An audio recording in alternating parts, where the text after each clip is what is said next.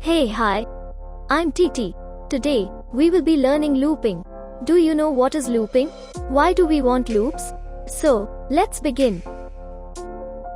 The looping is defined as a task which is repeated again and again. Let's take an example. This is an ant that is taking this sugar to her house. Silly ant. Again she went to the sugar sack and brought one more cube. So, as a result, she is repeating this task again and again. That's correct, looping. Now let's learn its types in Python. There are two types of loops for and while. In Java, C, C++, JavaScript there are three types of loops. Similar to Python here also for while and one more, that's do while loop. For loop, for int x equals 1, x less than 3, x plus plus statement.